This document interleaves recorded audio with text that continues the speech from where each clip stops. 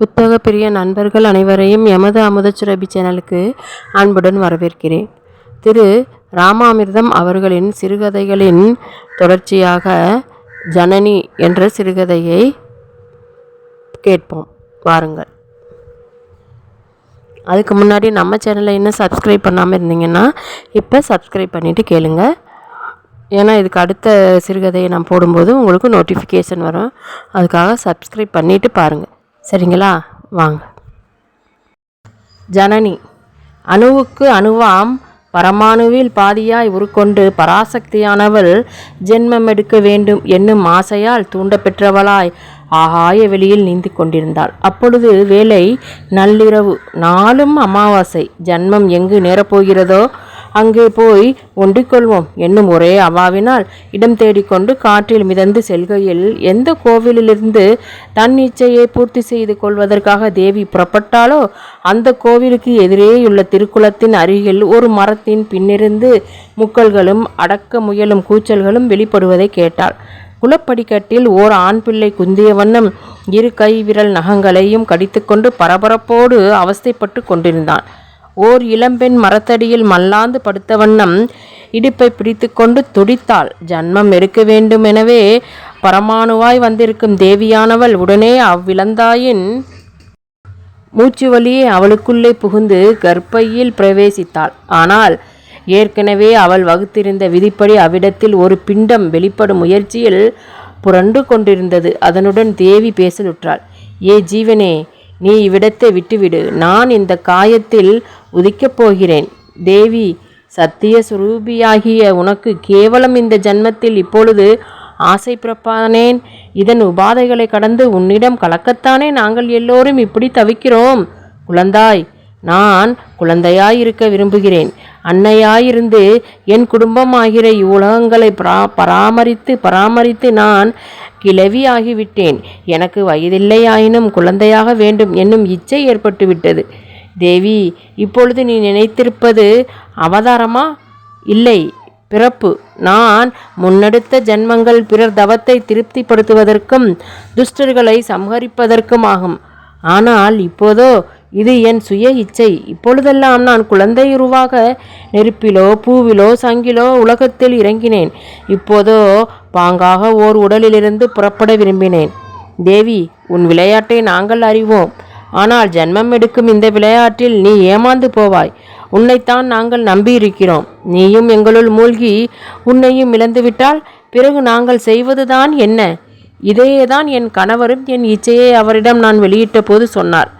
ஜன்மாவில் முன்பைவிட குழப்பங்களும் சந்தேகங்களும் அதிகரித்துவிட்டன. புத்தி அதிகமாய் வளர்ந்து அசல் சத்தியத்துக்கு போட்டியாக மாயாசக்தியை சிருஷ்டித்து கொண்டு அதை பின்பற்றி உண்மைக்கும் பொய்க்கும் உள்ள வித்தியாசத்தை குழப்பிக் கொண்டிருக்கிறது. நிகழ்ச்சிகளை விட நிரூபணைக்கு முக்கியம் அதிகமாகிவிட்டது. பிறப்புக்கும் இறப்புக்கும் கொஞ்சமாவது ஓய்வு கொடுக்கவே தான் பிரளயத்தை ஏற்படுத்தி கொண்டிருந்தேன். ஆனால் அசத்தியத்திற்காகவே ஜீவன்கள் ஒன்றை ஒன்று அழித்து கொள்ளும் வேகம் பிரளயத்தின் அவசியத்தையே குறைத்து கொண்டிருக்கிறது. நான் கேட்டேன், சத்தியத்துக்கு இறப்பு ஏது, பிறப்பு ஏது? அவர் சொன்னார், வாஸ்தவந்தான். ஆனால் அதற்கு வளர்ப்பு மாத்திரம் உண்டே. சத்தியம் வளர்ந்தால் தானே பயன்படும். உன்னை ஜன்மங்கள் இதுவரை பாதிக்காமல் இருப்பதும், நீ வளர்ப்பு அன்னையாக இருப்பதும், உன் குழந்தைகள் வளர்ப்பு குழந்தைகளாக இருப்பதும், நீ நித்திய கன்னியாக இருப்பதும் எதனுடைய அர்த்தம் என்று நினைத்து கொண்டிருக்கிறாய்? நீயும் உன் குழந்தைகளும் வளர்ப்பதோ அல்லது வளர்க்க முயல்வதோ என்ன? சத்தியம். ஆகையால் நீ ஜன்மத்தில் படும் சபலமே அசத்தியத்தின் சாயைதான் என்றார். அப்படியும் நான் கிளம்பிவிட்டேன். ஆகையால் என் குழந்தாய், நான் குழந்தையாவதற்கு எனக்கு இடம் விடு. பார், மாடி மேல் உலக்க இடிப்பதும் போல் என் குழந்தை பிரசவ வேதனையில் இடும் கத்தல் கேட்கிறது. அளவுக்கு மீறி அவளை துன்புறுத்துவது தகாது. தேவி, ஜன்மத்தில் அகப்பட்டவன் பொறியில் அகப்பட்டு கொண்ட எலி குழந்தை. அதை பற்றி நீ கவலைப்படாதே. நான் எலியாய் பொறியுள் புகுந்தாலும் நான் எப்பொழுது நினைத்தேனோ அப்பொழுது வெளிப்பட பொறிக்கதவு எனக்கு எப்போதும் திறந்திருக்கும். தேவி, நீ இதை அறிய வேண்டும். பொறியுள் எலி அகப்பட்ட பிறகு கதவை திறந்து வைத்தாலும் அது பொறிக்குள்ளேயே தான் சுற்றி கொண்டிருக்கும். அகப்பட்டு கொண்ட பிறகு அது விடுதலைக்கு கூட பயப்படுகிறது. சத்தியம். எப்போதும் ஜெயிக்கும். ஆகையால் எனக்கு விரைவில் இடமிடு. தவிர உனக்கு இப்பொழுது விடுதலை அளிக்கிறேனே, அதனால் உனக்கு சந்தோஷம் இல்லையா? ஆனால் இந்த ஜென்மத்தின் மூலம் எனக்கும் விதித்திருக்கும் வினை தீர்ந்தாக வேண்டுமே. அதைத்தான் உனக்கு பதிலாக நான் அனுபவிக்கப் போகிறேனே. எந்த பரமாணுவின் வழி நான் இந்த காயத்தினுள் வந்தேனோ அதன் உருவில் நீ இத்தாயின் வெளிமூச்சில் வெளிப்படுவாயாக. ஆசீர்வாதம். தேவி, நான் மகா பாக்கியசாலி. எல்லோரும் பிறப்பு இறப்பு இரண்டையும் அனுபவித்த பிறகுதான் முக்தி என்றால் எனக்கு பிறப்பின் முன்னரே விடுதலை கிட்டிவிட்டது. நான் செலவு பெற்றுக்கொள்கிறேன். அந்த பரமானு வெளிப்படுகையில் அவள் வீறிட்டாள். என்ன என்ன? குளத்தண்டை காத்திருக்கும் ஆண் பிள்ளை அலறிக்கொண்டே மரத்தண்டை ஓடி வந்தான். கொஞ்ச நாளிகை பேச்சு மூச்சு இல்லை. பிறகு திடீரென்று ஜலத்தில் கல்லை வெட்டியிருந்தார் போல் நள்ளிரவை ஒரு புது குரல் கிழித்தது. அவனுக்கு உடல் புல்லரித்தது. நான் வரட்டுமா? இல்லை இல்லை, சரி, இப்போது வா.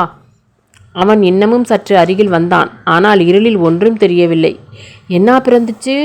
இருளில் அவள் குழந்தையை தடவி பார்த்துவிட்டு சொன்னாள், பொம்பளை புள்ளையாட்டம் இருக்குது. அட கடவுளே! பராசக்தி சிரித்தாள். ஆனால் மறுகணம் அவளுக்கு மூச்சு திணறியது. அவள் முகத்தின் மேல் ஒரு அழுக்கு துணி விழுந்தது. குரல் வலையை இரு கட்டை விரல்கள் அழுத்தின. மூச்சு பயங்கரமாய் திணறியது.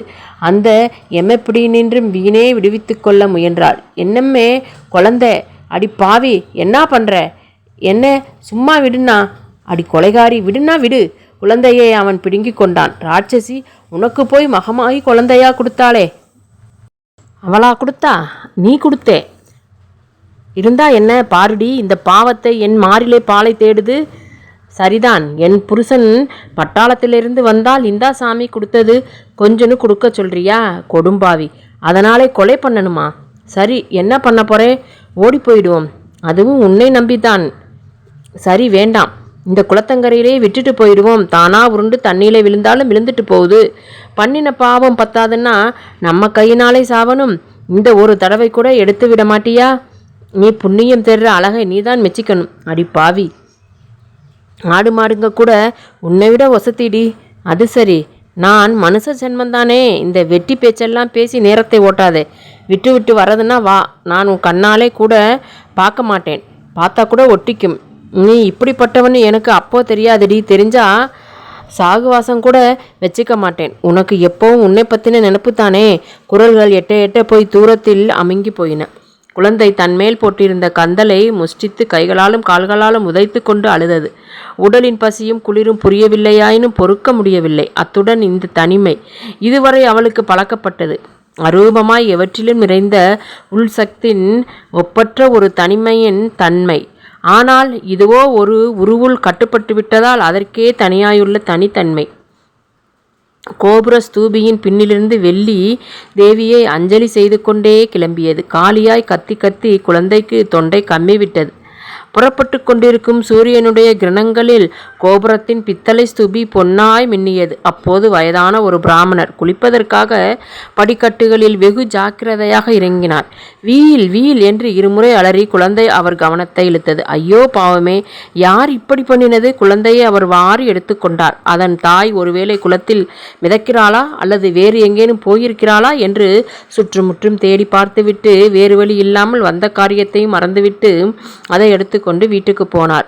அவர் சம்சாரம் வீட்டு வாசலில் கோலமிட்டு கொண்டிருந்தாள். கோலத்தில் குனிந்த தலை நிமிர்ந்தபோது அவள் முகம் அழகாக இருப்பதை ஐயர் கைகுலவி கண்டது. வாலிபந்தான். ஐயர் கை மூட்டையை கண்டதும் அவள் புருவங்கள் அருவருப்பில் நெளிந்தன. இப்போ என்ன இது?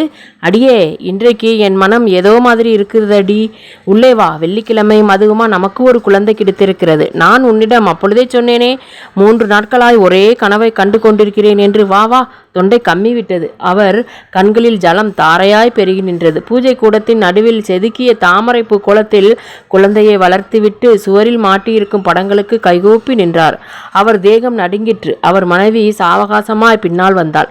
ஐயரின் பரவசம் அவளுக்கு புரியவும் இல்லை, பிடிக்கவும் இல்லை. கோல குழாயை ஜன்னலில் லொடக்கென்று வைத்துவிட்டு இடுப்பில் ஒரு கையை ஊன்றிக்கொண்டு காத்து கொண்டு நின்றாள். என் கனவை சொன்னேனா?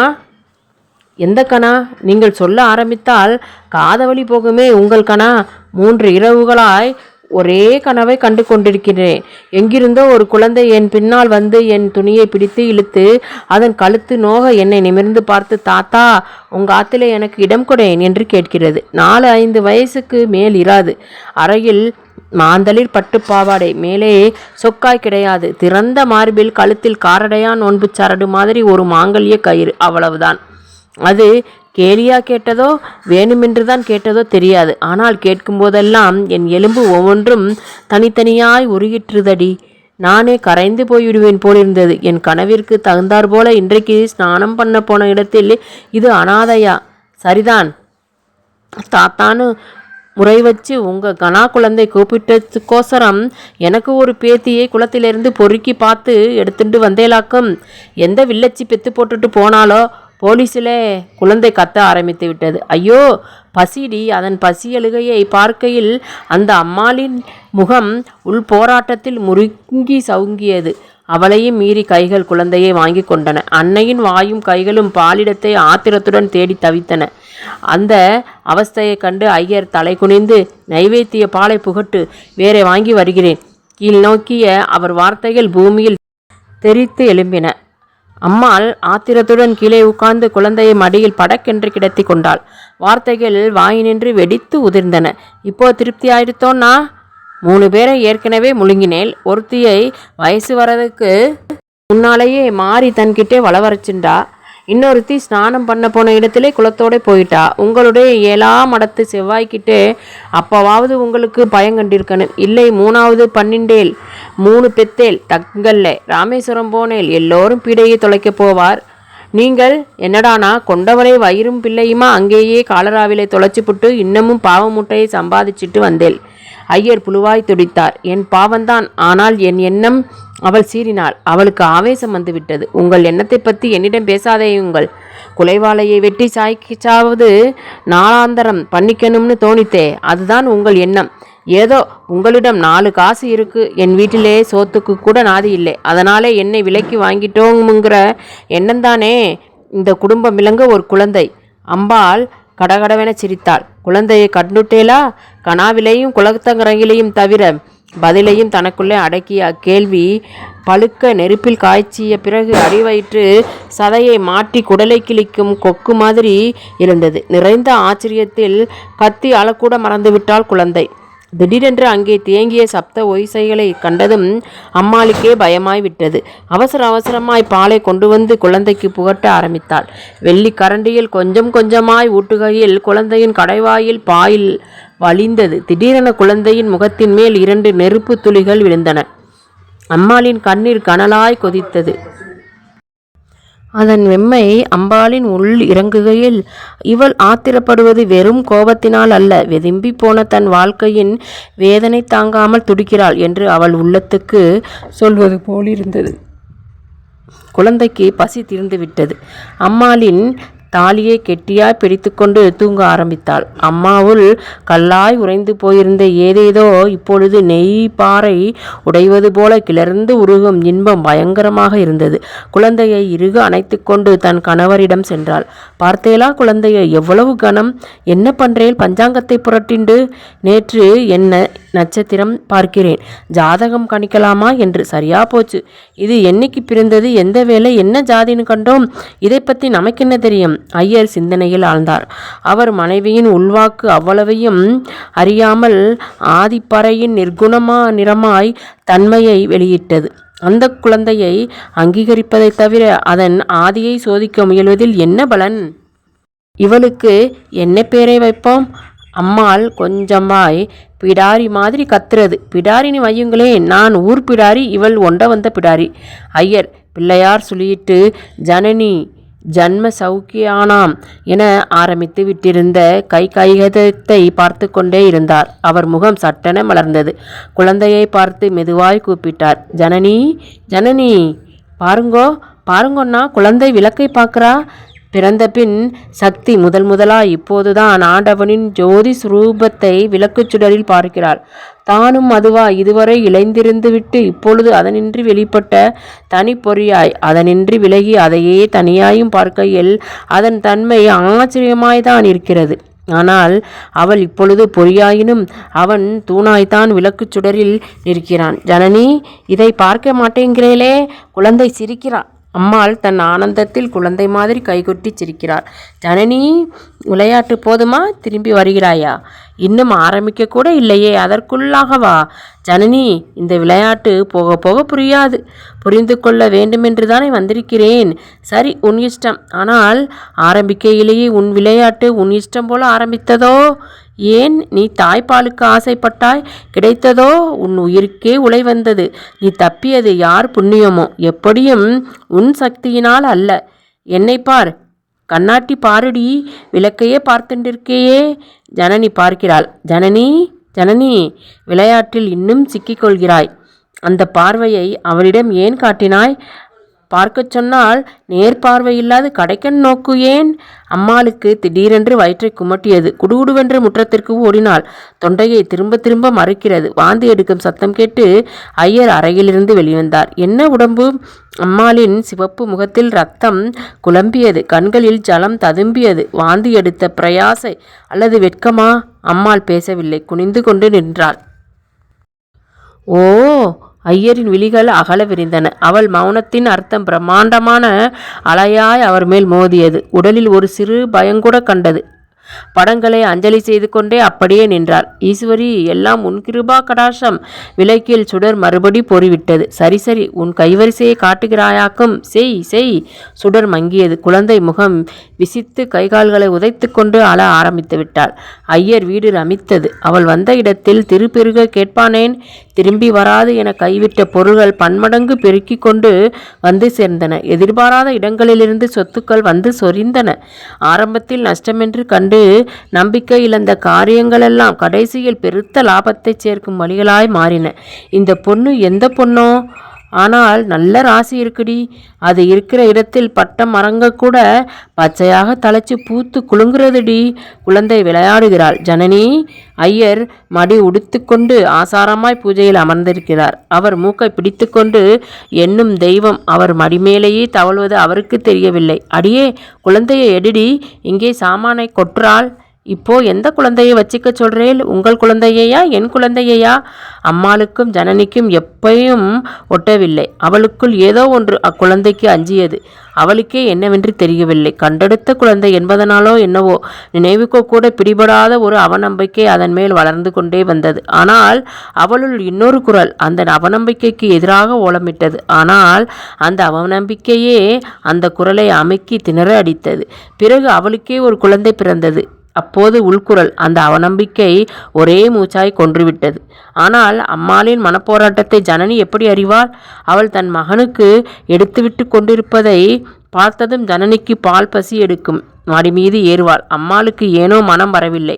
முதல் கொஞ்ச நாட்களுக்கு வேறு பராக்கு காட்டியோ அல்லது பசும்பாலையூட்டியோ ஏமாற்றி வந்தாள். ஆனால் ஜனனி தன்னிடம் பால் குடிப்பதற்காக திரும்ப திரும்ப மடிமீது ஏறும் விடாமுயற்சியையும் தீர்மானத்தையும் கண்டதும் உள்ளூர இன்னதென்று சொல்ல இயலாத ஒரு பயமும் அப்பயத்தின் மூலமாகவே ஏற்படும் கோபமும் எழுந்தன. போனால் போகிறது, ஒருந்தரம்தான் இடம் கொடுப்போம் என்று ஏன் தோன்றவில்லை என அவளுக்கே தெரியாது. அவளை ஆட்டிய பயம் தலை தூக்கி நிற்கையில் அவள் என்ன செய்ய முடியும்? ஜனனி லேசில் அவளை விடுவதாக இல்லை. ஒரு நாள் மாலை அம்மாள் மகனுக்கு எடுத்துவிட்டு கொண்டிருக்கையில் தைரியமாய் மடிமீது ஏறி மார்பு துணியை களைத்தாள். அம்மாளுக்கு ஆத்திரம் பீறிட்டது. அவளை இழுத்து எதிரே உட்கார வைத்து தன் தோணிப்படையே என்று வயது முதுகில் 2 அறையும் வாங்கி வைத்தாள். குழந்தை ஓவென்று அலறினாள். ஐயர் அறை நின்று ஓடிவந்து அவளை வாரி அணைத்து கொண்டார். அம்மாள் ஆங்காரத்துடன் மார்போடு ஒட்டி கொண்டிருந்த தன் மகனையும் பிடுங்கி அவனையும் மறைந்துவிட்டு சமையலறையில் போய் எதையோ உடைத்தாள். அவள் காரியம் அவளை சுடும் வேதனை அவளுக்கு தாங்க முடியவில்லை. ஐயர் வாய் அடைத்து போய் தவித்தார். கண்களில் ஜலம் ததும்பிற்று. ஜனனி இப்பொழுது விளக்கெதிரில் படுத்து கொண்டிருக்கிறாள். அழுது அழுது களைப்பில் தூங்கி விழிப்பு வந்தது. மறுபடியும் அழுது அழுது முகமே வீங்கிவிட்டிருந்தது. அந்த புது அனுபவம் அவளுக்கு திகைப்பாக இருக்கிறது. விளக்குச்சுடர் பொறி விடுகிறது. ஜனனி, உனக்கு சொல்ல வேண்டியதும் உண்டோ? நீ எல்லோருக்கும் பாலை கொடுப்பவளே அன்றி குடிப்பவள் அல்ல. உலகில் தான் இன்ற கன்றுக்கு பாலை கொடாது தன் பாலை தானே குடிக்க முயலும் பசுவுக்கு கழுத்தில் கடையும் போட்டு விடுவார்கள். உனக்கு இப்பொழுது நேர்ந்திருப்பதும் அதுவே தவிர வேறல்ல. நீ அவளுக்கு ஒரு குழந்தையை கொடுத்து அதனால் அவள் பாலை குடித்து விடலாம் என்று நினைத்தாய் அல்லவா? இதுதான் ஜன்மத்தின் முதல் பாடம். எண்ணியது எண்ணியபடி நடக்குமென்று எண்ணாதே. வளர்ப்பு தாய்க்கும் ஜனனிக்கும் இடையிலுள்ள பகை பயங்கரமாய் வளர்ந்தது. பகை அம்மாளுடையதே. ஆகையால் அதன் முழு வேகத்தையும் பாரத்தையும் அவளே தாங்கும்படியாயிற்று. இடாத வேலைகளை இட்டு சொல்லாத சொற்களை சொல்லி படாத பாடு எல்லாம் படுத்தினாள். வயசு பாட்டுக்கு ஆறது. வேலைக்கு வந்து வயிறு புடைக்க திங்கிறதோடு சரி, மற்றபடி கண்ணிலே படுறதில்லை. எல்லா காளியா ஊரெல்லாம் சுற்றி தெரிஞ்சுக்கிட்டு அவர் வருகிற வேலைக்கு இந்த பூனையும் இந்த பாலை குடிக்குமான்னு விளக்கெதிரே கண்ணை மூடிண்டு உட்கார்ந்துருக்கியாடி. எந்த ஊரை பொசுக்கலாம்னு யோசனை பண்ணிட்டு இருக்கே?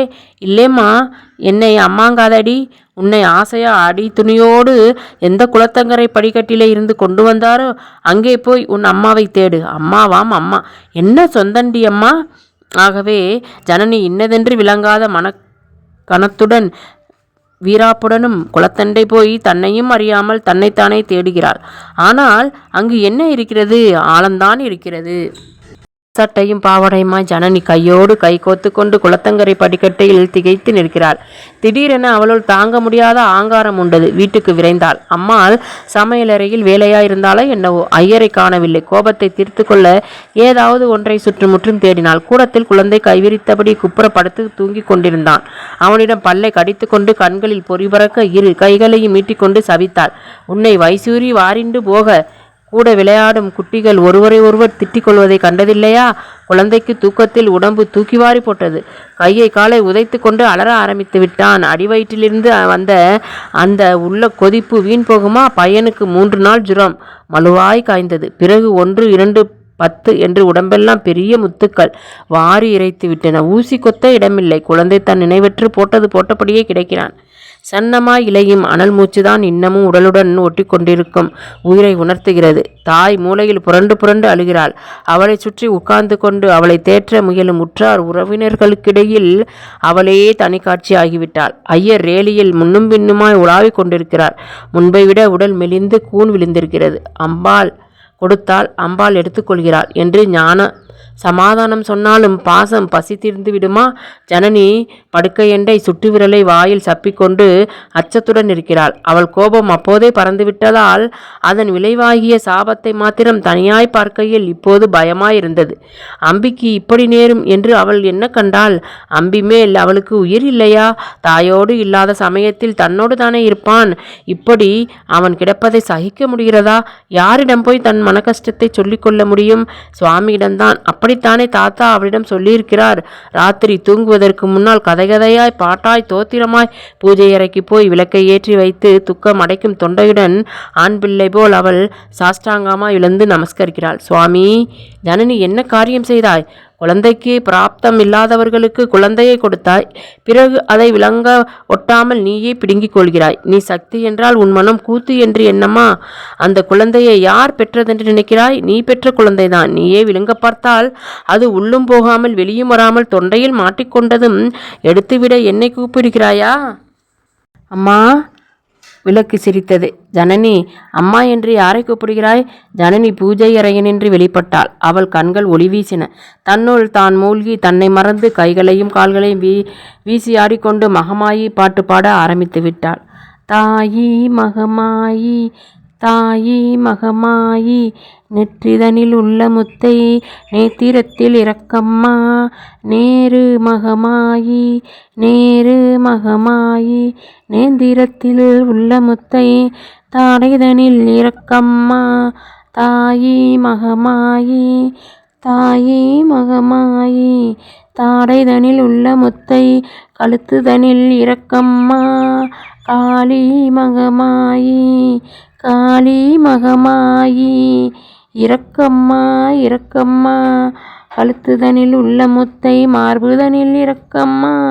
மாரி மகமாயி, மாரி மகமாயி, மார்புதனில் உள்ள முத்தை வயிறுதனில் இரக்கம்மா வாரி மகமாயி வாரி மகமாயி வயிறுதனில் உள்ள முத்தை தொடைதனில் இரக்கம்மா தாயி மகமாயி தாயி மகமாயி தொடைதனிலே உள்ள முத்தை முட்டிதனில் இரக்கம்மா மூது மகமாயி மூது முகமாயி முட்டிதனில் உள்ள முத்தை காலதனில் இரக்கம்மா காளி மகமாயி காளி மகமாயி காலதனில் உள்ள முத்தை காலதனில் இரக்கம்மா காலதனில் உள்ள முத்தை பாதந்தனில் இரக்கம்மா பாதந்தனில் உள்ள முத்தை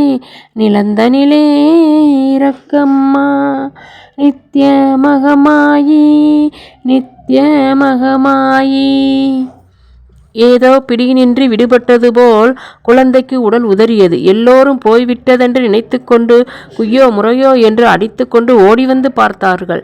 அவன் தூங்கிக் கொண்டிருந்தான். முகத்தில் ஒரு புது நிம்மதி. தேகம் வியர்த்து ஜுரம் விட்டிருந்தது. ஐயர் அப்படியே அதிசயித்து நின்றார். ஒரு வாரம் கழித்து குழந்தைக்கு ஜலம் விட்டார்கள். குழந்தையை மார்போடு அணைத்து கொண்டு ஜனனி விக்கி விக்கி அழுதாள். ஏனென்று அவளுக்கே புரியவில்லை. தாய்க்கும் விஷம் கக்காமல் இருக்க முடியவில்லை. இதனடி அம்மா கூத்து, குழந்தை சாகல்லை ஏன்னு அலறையா? ஜனனிக்கு பூஜை அறையில் யாரோ சிரித்தார் போலிருந்தது. ஓடி போய் பார்த்தாள். ஆனால் அங்கே யாரையும் காணவில்லை. ஜனனி மதமதவென வளர்ந்தாள். சீக்கிரமே பக்குவம் அடைந்து விட்டாள். கருப்புத்தான், கட்டு உடல், கட்டு மயிர், உறுப்புகளில் நல்ல முறுக்கு. அதே மாதிரி கோபமும் முறுக்குத்தான். ஒருவருக்கும் அடங்க மாட்டாள். சட்டு சட்டென்று கோபம் வரும். அந்த சுருக்கில் தணிந்துவிடும். அடியே, இப்படி அடங்கா பிடாரியா இருக்கையே, உன் புக்ககத்துக்கு போனால் உன் மாமியார் நீ பண்ணுற அட்டகாசத்துக்கு உன்னை இடிக்கிறது போராதுன்னு உன்னை யாரடி வளர்த்தான்னு என் பேரையும் சந்தையில் எழுப்பாடி. உன்னை எந்த மாமியார் இப்போ இடிச்சுட்டு இருக்கா அம்மா? உன் நாக்கை சுட்டெரிக்க என் மாதிரி நாலாவதாய் வாழ்க்கைப்பட்டால் மாமியார் மாத்திரமில்லை, புருஷன் கூட ரொம்ப நாள் தங்க மாட்டாண்டி. அம்மாள் சொன்னதற்கு தகுந்தாற் போல கிழவருக்கு உடம்பு வர வர ஒடுங்க ஆரம்பித்து விட்டது. ஜனனியை எங்கேயாவது கையை பிடித்து கொடுத்து விட வேண்டும் என்னும் கவலை ஓங்க ஆரம்பித்து விட்டது. அம்மாளுக்கு ஜனனி வந்த ராசி எல்லாம் மறந்து விட்டது. வாசல்லே போகிற சனியனை விலைக்கு வாங்கினா போலே என்கிற பெரியவாள் வாக்கு சரியா போச்சு. நன்னா கண்டிட்டு அனுபவிங்கோ. அடியே, இன்னும் 4 நாள் கழித்து போகும் உன் உயிர் உன்னால் இப்போவே போயிடும் போல இருக்கிறதே. நீங்கள் நன்னா இருங்களேன். என் ஆயுசிலேயும் பாதி கொடுக்கிறேன். 4 பேர் நடுவிலே தாலி கட்டி சாந்தி சீமந்தம் எல்லாம் பண்ணி பெத்து வளர்த்த குழந்தையை பண்ணிக்கிறதுக்கே 1000 ஜோசியம் பார்த்து, அழகு பார்த்து, அந்தம் பார்த்து, தெரியாமல் விசாரித்து பண்ணிட்டுட்டு அப்புறம் கூட அது சரியா இல்லை, இது சரியா இல்லைன்னு குத்தம் படிக்கிற நாளிலே எங்கேயோ வழியிலே கண்டெடுத்த பொண்ணை எவன் தலையிலாவது லேசிலே கட்டிவிட முடியுமா என்ன? அவள் வாக்கு அசிரறிதான். ஐயர் தம் வளர்ப்பு பெண் கல்யாணத்துக்கு செய்யும் முயற்சிகள் எல்லாம் உருவாவது போல் ஆதி திரளும் சமயத்தில் பொட்டென உடைகையில் அவருக்கு உள்ளூர திகிலே உண்டாயிற்று. ஒரு பெண் பிறந்தால் அதற்கு ஓர் ஆண் படைத்துத்தான் இருக்க வேண்டும் என்னும் கடைசி நம்பிக்கை அல்லது நம்பிக்கையற்ற திடந்தான் அவரை உந்தி கொண்டு போயிற்று. ஜாதக கட்டை தூக்கி கொண்டு எங்கெங்கோ வெளியூரெல்லாம் சுற்றி வந்தார். ஒருபுறம் ஒரு நாள் எல்லாம் வேலை வந்தால் தானே வரும். நாம மாத்திரம் அவசரப்பட்டால் முடியுமா? பார், குழந்தைக்கு ஒரு புருஷனை தேடி பிடித்து விட்டேன் என்று பெருமிதத்துடன் சொல்லிக்கொண்டே ஐயர் வீட்டில் நுழைந்தார். பையன் எங்கோ தூரதேசத்தில் இராணுவத்தில் வேலையில் இருக்கிறான். கல்யாணத்துக்கு முதல் நாள் மாலைதான் பையன் வீட்டார் வந்து இறங்கினார்கள். பிள்ளையை பார்த்தவர்கள் பிரமித்தே போய்விட்டார்கள். சிலர் அசூயையால் வெடித்தே போனார்கள். ஜனனி காத்திருந்தால் அதிர்ஷ்ட சீட்டு அடித்து விட்டாள். பையன் சிவப்பிலேயும் சிவப்பு, செந்தாலை சிவப்பா, ராஜா மாதிரி இருக்காண்டி. மனையிலே உட்கார்ந்தா 2 பேருக்கும் ஜோடி கூட ஒட்டாதேடி. என்னடி பைத்திய மாதிரி பேசுகிறே? பணம் ஒட்ட வைக்காத பண்டம் கூட உண்டா? 2000க்கு 4000 தளர்த்தினால் வஜ்ரம் மாதிரி ஒட்டிக்கிறது. ஐயர் 4 நாள் கல்யாணம் பண்ணி பணத்தை வாரி இறைத்தார். சமையலுக்கோ சடங்குக்கோ உடையும் ஒவ்வொரு தேங்காயுடன் அம்மாளின் வசை வார்த்தைகளும் வெடித்தன. இந்த பிராமணன் எந்த குடி பாலாய் போறதுன்னு நினைச்சுருக்கான்? பிள்ளை இல்லா சொத்தா இது? அவள் வார்த்தையை சட்டை செய்வார் யார்? 4 நாள் கல்யாணத்திற்கு பிறகு 5ஆம் நாள் சாந்தி பண்ணி பெண்ணை புக்ககத்துக்கு அனுப்புவதாக இருந்தது. ஆனால் 3ஆம் நாள் இரவு மாப்பிள்ளை பையனுக்கு அவன் அதிகாரிகளிடமிருந்து உடனே புறப்பட்டு வரும்படி ஒரு தந்தி வந்தது. பாலிகை கொட்டக்கூட நேரமில்லாமல் பையன் மறுவண்டிக்கு புறப்பட்டு போய்விட்டான். அப்பொழுது தடைப்பட்ட சாந்தி அப்படியும் இப்படியும் ஒத்தி போய்கொண்டே வந்தது. மனமாகி போன பையன் மறுபடியும் வேறு எந்த விசேஷத்திற்கும் கூட வர முடியவில்லை. அவனை ஓரிடமும் சிரமென்றில்லாமல் அதிகாரிகள் மாற்றி மாற்றி அம்மானை ஆடிக்கொண்டிருந்தார்கள். 2 மாதம் 3 மாதம் 6 மாதம் ஜனனி இப்படித்தான் புக்ககம் போகாதபடி நேர்ந்து தடங்களை பாராட்டினாலோ இல்லையோ என அவள் வெளித்தோற்றத்தில் ஒன்றும் புரியவில்லை. முன்னைவிட பன்மடங்கு துடிப்பு மிடுக்குடன் தான் பொழிந்தாள். அம்மாளோ தன்னுடன் வம்படிக்க வருவோரிடம் தன் கன்னத்தை தானே இழைத்து கொண்டு முறையிட்டு கொண்டாள். நல்ல நாளிலே சொல்ல வேண்டாம் அவர் செல்லம். ஆனால் அப்பவாவது கொஞ்சத்துக்கு கொஞ்சம் கட்டியாண்டு வந்தேன். ஐயோடி, அந்த ஆத்து பெண்ணா அங்கே நிற்கிறதடி, இங்கே நிற்கிறதடி, அவளோட பேசித்து இவளோட பேசித்துன்னு 4 பேர் வாயில புகுந்து புறப்படாம ஏதோ கொஞ்சத்துக்கு கொஞ்சம் கண்டிச்சு வந்தேன். ஆனால் கல்யாணமானப்புறம் இவளுக்கு வந்திருக்கிற இருமாப்புக்கு கேட்கணுமா? புருஷாளுக்கு அரை காசுன்னாலே உத்தியோகம், பொம்மநாட்டிக்கு 50 வயசானாலும் புருஷன்னு சும்மாவா சொன்னா? மஞ்சக்கயிறுன்னு ஒன்று கழுத்திலே ஏறிட்டா போகிறோம். புருஷன் மேலே பழியை போட்டுண்டு என்ன அக்கிரமம் வேணும்னாலும் அவள் பண்ணலாம். நீங்களும் நானும் வாழ்க்கைப்பட்ட நாளா இது மாமி? அம்மாள் மற்றவரிடம் விதவிதமாய் சிங்கார சொல் வைத்து முறையிடுவதை கேட்டுக்கொண்டு ஐயர் ஒவ்வொரு நாள் வந்து விடுவார். ஏண்டி கரிக்கிற குழந்தையை? உன் கண் சுற்றறிப்புக்காவது அவள் அகமுடையான் அவளை கூட்டிட்டு போக வரமாட்டானா? அவ்வளவுதான். இடுப்பு குடத்தை பொத்தென ஜலம் தழும்பி தெளிக்க கீழே வைத்துவிட்டு முன்றானையை வரிந்து கட்டிக்கொண்டு காற்றை கையால் துளாவிக்கொண்டு அம்மாள் சண்டைக்கு வந்து விட்டாள். நன்னா சொல்லுங்க. ஜனனி கவலையை ஜனனி இதுவரை பட்டதில்லை. அவளை பெத்தவா கவலையை நீங்க வாங்கிட்டு ஆத்துக்கு கொண்டு வந்துட்டேல். வளர்த்த கவலை நான் பட்டாச்சு. கல்யாணமான கஷ்டம் விடியுமானா? அவள் புகுந்த கவலையையும் பட்டுண்டிருக்கோம். இன்னும் போருமோன்னோ? திருப்தியாச்சா? வார்த்தைகளால் குத்தி வாங்குவதில் அம்மாள் அலாதி வரப்பிரசாதி. ஐயர் அப்படியே தலை கவிழ்ந்தார். ஜனனி ஒரு நாள் பகலில் குளத்தில் குளித்து கொண்டிருந்தாள். கிணற்றடியில் குளிப்பதை விட குளத்தில் துளையத்தான் அவளுக்கு இஷ்டம். அம்மாளுக்கும் அவளுக்கும் இதை பற்றி வேண்டிய தகராறு உண்டு. அம்மாள் ஒன்று சொல்ல வேண்டும், படி தாண்டாள். வம்பு எல்லாம் அவளை தேடிக்கொண்டு வறுமையொலியே அவளாக வம்பை தேடிக்கொண்டு கிளம்பி போனதில்லை. மேட்டிமைக்காரி, ராங்கி என்று பொறாதவர் குற்றம் சொன்னாலும் அம்மாளே நேரில் கண்டால் எல்லோருக்கும் பயம்தான். அத்தனை ஜனனியின் கலகலப்பு அவர்களுக்கு நல்ல எண்ணமோ கெட்ட எண்ணமோ குதூகலமாய்த்தான் இருந்தது. ஜனனி ஒரு நாள் பகலில் குளித்து கொண்டிருந்தாள். திடீரென்று தன்னை யாரோ ஊன்றி கவனிப்பது போன்ற உணர்ச்சி எழுவதை உணர்ந்தாள். சுற்றுமுற்றும் நோக்கினாள். எதிர்கரையில் ஒருவன் தன்னையே கண் கொட்டாமல் பார்த்து கொண்டிருப்பதை கண்டாள். ஆனால் முகத்தை பார்க்கவில்லை. தன்னிடம் என்ன என்று பார்த்து கொண்டாள். வலது விலாபுரத்தில் தோல் குழிவுக்கு அடியில் ரவிக்கை 2 பாதிகளும் ஒட்டிய இடத்தில் உடல் வளர்ச்சியையே தாங்க முடியாமல் தையல் தாராளமாய் விட்டிருந்தது. வெயில் படாத அவ்விடத்து சதை தனி வெண்மையுடன் பிரகாசித்தது. ஜனனி மனத்தில் தனி பயங்கரம் திடீரென கண்டது. அப்படியே புடவையை வாரி சுருட்டி கொண்டு வீட்டுக்கு ஓட்டம் பிடித்தாள். அவள் உடலெல்லாம் விடவெடுத்தது. அன்று முழுதும் மனம் சரியாயில்லை. ஆயினும் தான் படுவது இன்னதென தெரியவில்லை. அதனாலேயே வேதனை அதிகரித்தது. முதலாய் ஜனனி தனக்குத்தானே புரியாத சிந்தனையில் ஆழ்ந்தாள். இரவு படுத்தும் வெகுநேரம் தூக்கம் வரவில்லை. நள்ளிரவில் ஜனனி திடுமென விழித்து கொண்டாள். உடலில் மறுபடியும் பயங்கரமான புல்லரிப்பு. அவளையும் மீறியதோர் சக்தி வசப்பட்டவளாய் காட்டில் நின்று எழுந்து ஜன்னலண்டை போய் நின்றாள். முழு நிலவின் மேல் கருமேகங்கள் சரசரவென போய் கொண்டிருந்தன. தெருவில் வீட்டு வாசற்படி எதிரில் ஓர் உருவம் நின்றது. வெள்ளை துணி போர்த்து நெட்டையாய் கைகளை மார்மேல் கட்டி நின்று கொண்டிருந்தது. சத்தமும் நடமாட்டமும் நின்று போன தெருவில் தனியா ஏதோ எதனுடைய சின்னமோ மாதிரி முகம் அவள் ஜன்னல் பக்கம் திரும்பியிருந்தது. குளத்தில் கண்டவன். ஜன்னலிலிருந்து ஜனனி சட்டென்ற பின்வாங்கினாள். இடுப்புக்கு கீழே கால்களை விழுந்து விடுபவன் போல ஆட்டம் கொடுத்தன. உடல் நடுங்கியது. பயந்தானா? முழுக்க பயந்தானா? புரியவில்லை. சமாளித்து கொண்டு சுவரை 2 கைகளாலும் பிடித்து கொண்டு சுவருடன் ஒட்டிக்கொண்டார் போல் மாடிப்படிகளில் மெதுவாய் கால் வைத்து இறங்கினாள். கண்ணெதிரில் இருள் திரையில் அவன் விழிகள் மாத்திரம் பேருரு கொண்டு நீந்தின. அவைகளின் உலகத்தில் ஆசாபங்கத்தின் எல்லை கடந்த சோகத்தையும் அதே சமயத்தில் உயிரின் ஆக்கலுக்கும் அழித்தலுக்கும் அடிப்படையான மிருக குரூரத்தையும் கண்டாள். அந்த ஏக்கத்தை ஆற்ற ஒரு பரிவு தாவுகையில் துக்கம் தொண்டையை கல்லாய் அடைத்தது.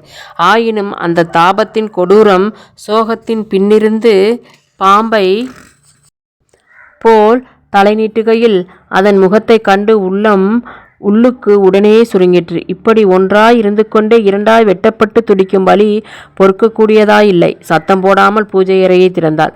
தீப்பெட்டியை தட்டு தடுமாறி தேடி பிடித்து குத்துவிளக்கை ஏற்றினாள். திரி நின்று குதித்திருந்த சுடரில் அவள் படும் சஞ்சலத்தை ஆறுதலை தேடி நின்றாள். ஆனால் அவள் தேடிய தெளிவு மனத்தில் ஏற்படவில்லை. எல்லாம் தெரிந்த இறைவன் முன்போலிராது ஒன்றுமே தெரியாதவன் போல்தான் இருந்தான். இதுவரை தன்னை மறந்துவிட்டு இப்பொழுதுதான் தேடி வந்தாள் என்ற கோபமா? இரவில் எல்லோருக்கும் உள்ள தூக்கம் தனக்கும் உண்டென சுடரில் இல்லாமல் தூங்கப் போய்விட்டானா? அழுத்தும் உணர்ச்சிகளின் புதுமையினாலும் வருத்தத்தினாலும் ஜனனி குழம்பி நின்றாள். அவளை தாக்கும் புதுமைக்குள்ளேயே உணர்ச்சிகளின் பழமை புகுந்து கொண்டு அவளை கேலி செய்தன. நீங்கள் யார்? என்னை விட்டு போய்விடுங்களேன். நாங்கள் யார்? எங்கே போக வேண்டும்? எங்கிருந்தாவது வந்தோமா? எங்கேயாவது போக? உன்னுள்ளேயே தானே வளர்ந்தோம். உன்னுள்ளேயே தானே கண்ணாமூச்சி விளையாடுகிறோம். கண்டுபிடியேன். கண்டுபிடிக்கத்தானே வந்தாய். உனக்கும் எங்களுக்கும் இன்றைய போட்டியா நேற்றைய போட்டியா? கண்டுபிடியேன். கண்டுபிடி கண்டுபிடி.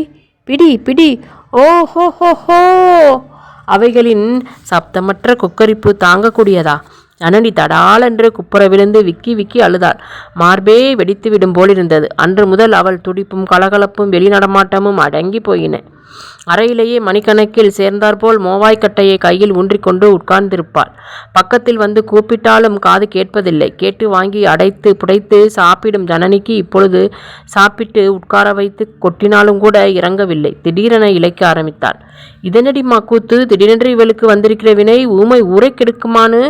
ஜனனியின் கண்கள் நிறைந்து கண்ணீர் கன்னம் புரண்டு ஓடும். ஆனால் துடைக்கக்கூட முயலுவதில்லை. உட்கார்ந்த நிலை கூட மாறுவதில்லை. அவளுள் ஏதோ தகர்ந்து விட்டது. அடிப்பாவி, குழந்தையை ஏதாவது சொல்லிக்கொண்டே இருக்காதேடி. ஒரு நாள் இல்லாவிட்டால் ஒரு நாள் புருஷனிடம் இன்னும் போகவில்லையே என்று இருக்காதா? ஜனனியின் புருஷனை பற்றி ஒவ்வொரு சமயம் ஒவ்வொரு விதமாய் வதந்தி உலவியது. இருந்த இடத்தில்தான் இருக்கிறான். சகவாச தோஷம். கண்ட இடத்தில் கண்ட பேரோடு சுற்றுகிறான். குடி, கூத்தி, புகை, இல்லாத பழக்கங்கள் எல்லாம் வந்திருக்கின்றன. இருக்கிறது இல்லாதது எல்லாம் சேர்ந்து 4 பேர் வாயில் மாறி மாறி வந்து காதில் விழுகையில் கிழவரின் கிளேசம் சொல்லத்தரமல்ல. இதென்ன தள்ளாத வயதில் உலையில் மாட்டிக்கொண்டோமே என தவிப்பார். இதே நிலையில்தான் நான் காலமாய் விட்டால் ஜனனியின் கதி என்ன? நமக்கு வாய்த்தவளோ தாடகையாக இருக்கிறாளே என்று ஆண்டவனிடம் முறையிட்டு கொள்ளலாமெனில் பூஜை அறையில் அவருக்கு முன்னால் ஜனனி உட்கார்ந்திருப்பதைக் கண்டு உள்ளே போகவும் அஞ்சி பின்னடைவார். மாலையில் சமையலறையிலிருந்து அம்மாள் இறைவாள். வீட்டு காரியங்கள் போட்டது போட்டபடி கிடக்கு. பூஜையில் உட்கார்ந்துட்டு சாமியை வேரோடு பிடுங்கினால் ஆயிடுத்தா? புருஷன் போட்டாவுக்கு பூவை சுற்றி அந்தரங்க மனசோடு 2 நமஸ்காரம் பண்ணினாலாவது லாபம் உண்டு. ஜனனிக்கு இது கேட்டதோ உட்கார்ந்து கொண்டே இருந்தாள். கண்களில் ஜலம் பெருகிய வண்ணம் இருந்தது. எதிர் வீட்டு திண்ணையில் சில சமயங்கள் உபன்யாசங்கள் நடக்கும். பிராணிகர் கல்லால் மரத்தடி சடையில் சூடிய பிறைச்சந்திரனிலிருந்து அமிர்த தாரை விடாது வழிந்து கொண்டிருக்க சிப்பி முத்து போன்ற வெண்மையான உடலுடன் தன்னைத்தானே தியானம் பண்ணினவனாய் தட்சிணாமூர்த்தி ஸ்வரூபத்தில் ஈஸ்வரனானவன் என்று சொல்லுவார். அல்லது ஊசி முனையில் கட்டை விரலை அழுத்தியவளாய் பர்வத ராஜகுமாரி பராசக்தி அலகாபராம் ஜடாபாரமாக ஆகாரத்தை தள்ளிவிட்டு ஜலபானங்கள் கூட பண்ணாது காற்றையே புசிப்பவளாய் பிறகு அதையும் நிராகரித்தவளாய் சந்திரசூடனுடைய தியானத்தையே ஆகாரமாய் கொண்டவளாய் மகா தபஸ்வியாய் திடீரென ஒரு நாள் ஐயருக்கு கடிதம் வந்தது. அதை பார்த்துவிட்டு ஐயர் ஆச்சரியத்தாலும் எதிர்பாராது நேரும் சந்தோஷத்தை தாங்காது உணர்ச்சியாலும் உடலும் குரலும் நடுங்க கூடத்துக்கு ஓடி வந்தார். அடியே, குழந்தை எங்கே? அம்பாள் கண்ணை திறந்துட்டாடி. மாப்பிள்ளை பையன் அடுத்த வாரம் வராண்டி. அவர் கண்களில் கண்ணீர் பெருகியது. முகமாறுதலின்றி ஜனனி சமாச்சாரத்தை ஏற்றாள். அவள் மனதில் என்ன ஓடியது என யார் கண்டார்கள்? அவளே கண்டாளோ? அம்மாளுக்கு எரிச்சலாய் வந்தது. இவள் சமாச்சாரம் என்னைக்குத்தான் புரிஞ்சது? ஆம்படையான் வரான்னா இடிச்ச புலி மாதிரி இருக்கு. இது மனுஷ ஜன்மந்தானா? ஐயர் சாந்தி முகூர்த்தத்தை தாலி முகூர்த்தம் மாதிரி தான் சம்பிரதாயமாய் கொண்டாடினார். ஆனால் அம்மாள் கூட இந்த தடவை அவ்வளவு எரிச்சலாய் இல்லை. மாப்பிள்ளை பையன் மணப்பாயில் மணமகள் அருகில் உட்கார்ந்திருக்கையில் இன்னமும் அதிகமான சோபையோடு திகழ்ந்தான். முன்மண்டையில் மயிர் முன் பார்த்ததை விட அதிகமாய் கொட்டியிருந்த போதிலும் லேசாய் படர்ந்து வரும் அந்த வழுக்கையை அழகு வழுக்கையாய்தான் இருந்தது. அளவு மீறிய இன்ப நுகர்ச்சியின் வடுக்கள் முகத்தில் விழுந்திருந்தன. ஆனாலும் இன்னமும் அந்த ஊடலும் அவ்வுடலை அதன் சறுக்கு பாதையில் விரட்டி ஒண்டிக் கொண்டிருக்கும் நெஞ்சுத்திடமும் இதைவிட அவன் அதிகம் தாங்குவான் என்பதை உணர்த்தின. அடர்ந்த புருவங்கள் சவுக்கு புதர்கள் போல் சிலிர்த்து கொண்டு விசிறி எழுந்து சந்திக்கும் இடத்தில் இட்டிருந்த சந்தன பொட்டு, அதனுள் குங்குமத்திலகம் அசலாய் நெற்றி கண்ணையே திறந்து வைத்தார் போல முகத்துக்கு ஓர் உக்கிரமான அழகை கொடுத்தன. கடைக்கண் பார்வையில் சிந்திய வெற்றி அங்கே குழுமி இருந்த பெண்களை கொள்ளை கொண்டது.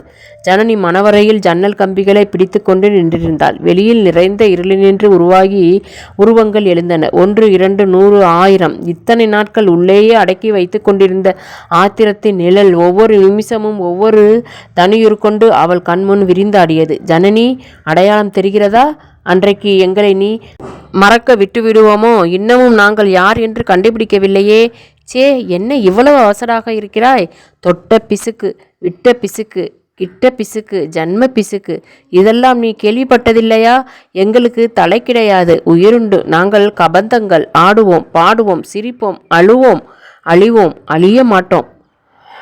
ஆனால் ஜனனிக்கு நெற்றி பொட்டில் வேர்வை அரும்பியது. பயமா இருக்கிறதா? பயப்படாதேம்மா, பயப்படாதே கண்ணு. நாங்கள் இத்தனை பேர்கள் இருக்கிறோமே, எதுக்கு பயம்? ஜனனி தோளில் கைப்பட்டு ஜனனி திடுக்கிட்டு திரும்பினாள். அவள் கணவன் புன்னகை புரிந்தவனம் நின்று கொண்டிருந்தான். என்ன, பயந்து விட்டாய்? என்னை பார்த்தால் பயமாக இருக்கிறதா? ஜனனிக்கு மண்டை எரிந்தது. அவனை அவள் மௌனமாய் பார்த்து கொண்டிருக்கும் போதே ஜன்னலின் வெளியில் அவள் கண்ட பேயுருவங்கள் உள்ளே பறந்து வந்து சிரித்து கொண்டே அவள் உள்ளே புகுவதை உணர்ந்தாள். ஜலத்தை குடித்து உப்பும் நெட்டி போல தனக்குத்தான் பெரிதாகி கொண்டு வருவது போன்ற ஒரு பயங்கர உணர்ச்சி. அவள் உருவம் பெரிதாக ஆக அவன் உருவம் அவளுக்கு சுருங்கி கொண்டே வந்தது. போக போக அவன் புழு போலாகி அவன் சிரிப்பும் அங்க அசைவுகளும் புழுவின் நெளிவை போல அவளுள் பெரும் சீற்றத்தையும் அருவருப்பையும் எழுப்பின. அவளுள் அடைந்த 10,000 பேய்களும் ஒரே பேயாய் திரள ஆரம்பித்தன. என்ன அப்படி பார்க்கிறாய்? கோபமா? நியாயம்தான். உனக்கு உன் நியாயம், எனக்கு என் நியாயம். இப்பொழுது சரியாய் போய்விட்டதோன்னா? போனதை சிந்திக்காதே. இன்னமும் நான் எவ்வளவோ போயிருக்கிறேன், வந்திருக்கிறேன். வா வா. பெண்களுக்கு கோபம் அழகாய்த்தான் இருக்கிறது. ஆனால் அந்த கோபம் புருஷர்களுடைய பொறுமைக்கு அடங்கி இருக்கும் வரைதான் அழகு. மீறினால் பேய்தான். அவள் உள் திரண்டு கொண்டு இருக்கும் உருவிற்கு அவள் கணவனின் வார்த்தைகளே உயிர் பொறி வைத்ததும் ஜனனி உடல் குலுங்கிற்று. அவள் மேல் அவன் கைகள் விழுந்தன. அவளை ஒரே வீச்சில் வாரி மார்போடு மார்பாய் இறுக அணைத்தன.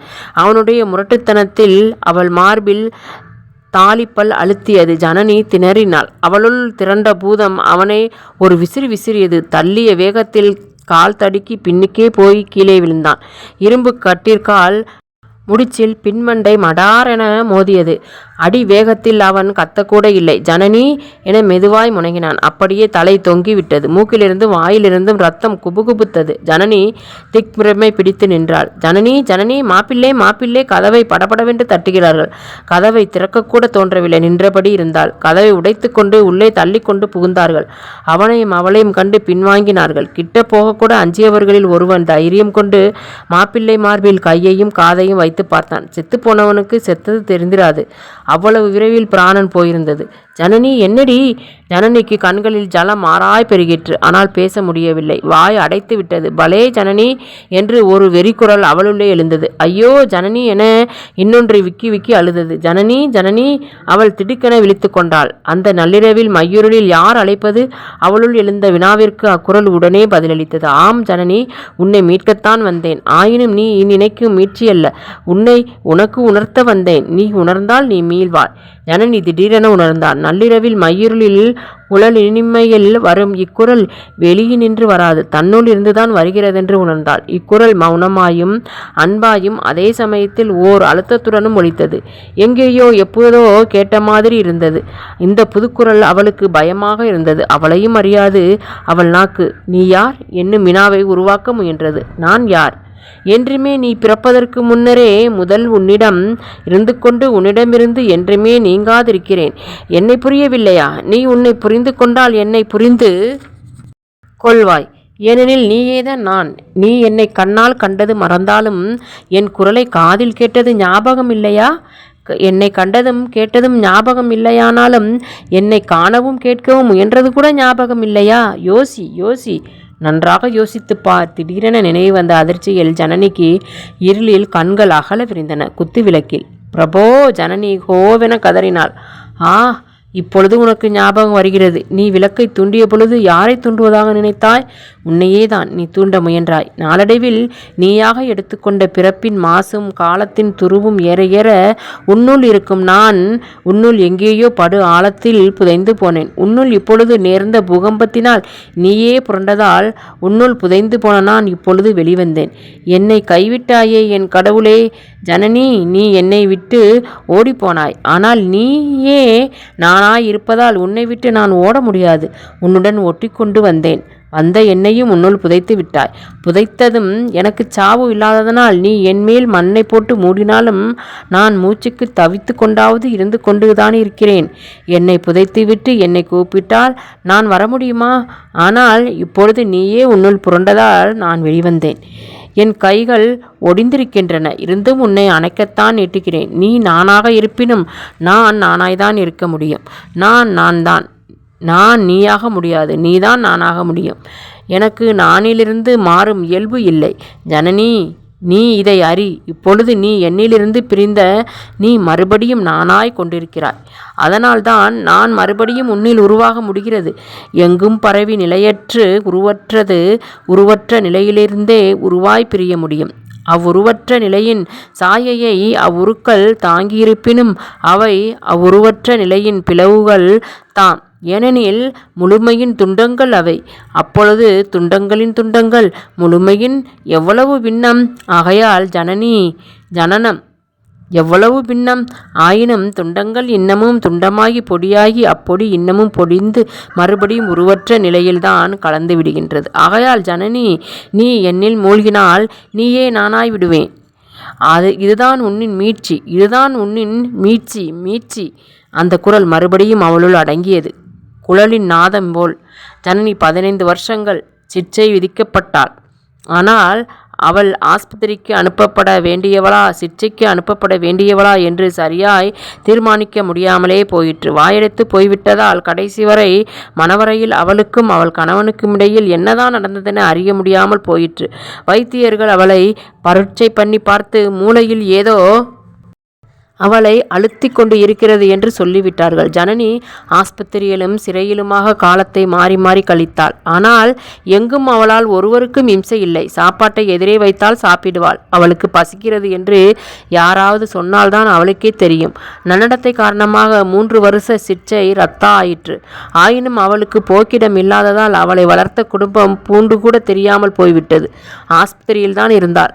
இன்னமும் வெகுநாள் கழித்துத்தான் கொஞ்சம் கொஞ்சமாய் கொச்சையாய் பேச்சு வந்தது. முன் நினைவு சில சமயம் இருக்கும், சில சமயம் இருக்காது. ஆகையால் பேச்சுக்களில் தொடர்பும் இருக்காது. என்னில் இருக்கும் நான், உன்னில் இருக்கும் நான், நீ இல்லாத நான், நீயே இல்லாத நீ என்று என்னவோ பிதற்றி கொண்டிருப்பாள். ஆனால் நெற்றி குங்குமத்தையும் தாலி சரட்டையும் ஒரு நாளும் அழிக்க மறுத்துவிட்டாள். சரியா போச்சு. பைத்தியங்களா, அவர் செத்து போனார் என்று யார் புரளி பண்றது? அவரில் இருந்த நீனா செத்தது? அவரில் இருக்கிற நான் தான் என்னைக்குமே இருக்கே. நான் அவரோடு தினம் பேசி கும்மாளம் அடிச்சுட்டு தான் இருக்கேன். நான் நித்திய சுமங்கலி. எனக்கு அமங்கலமே கிடையாது. இப்படி தனக்குத்தானே கையை நீட்டி மிகவும் உற்சாகமாக பேசி கொண்டிருப்பாள். எப்போதும் சந்தோஷமாய் சிரித்த வண்ணமே இருப்பாள். கடைசியில் விடுதலையானாள். உடம்பு தேவலையாயிற்று என்று அல்ல, அவளால் இனிமேல் ஆபத்தில்லை.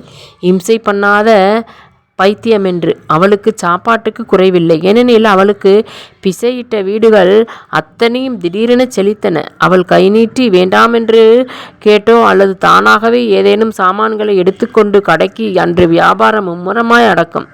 ஆகையால் அவளுக்கு அன்னமிடவும் கேட்டதை கேளாததை கொடுக்கவும் நான் என்று ஒருவரையொருவர் முந்திக் கொண்டனர். அவள் கையால் ஒரு முறை உடலை தடவினால் போதும், தீராத நோய்கள் அவ்வுடலிலிருந்து பொட்டென உதிர்ந்து போகும். இருந்தாலும் பைத்தியம்.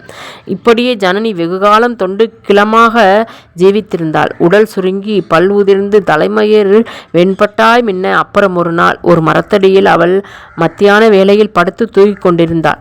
மத்தியானம் பிற்பகலாயிற்று, பிற்பகல் மாலை ஆயிற்று, மாலை இரவாயிற்று, இரவு காலை ஆயிற்று, காலை பகலாயிற்று. அவள் மூக்கிலும் வாயிலும் எறும்பும் ஈயும் தாராளமாய் புகுந்து புறப்பட்டு கொண்டிருந்தன. ஆனால் அவள் எழுந்திருக்கவே இல்லை.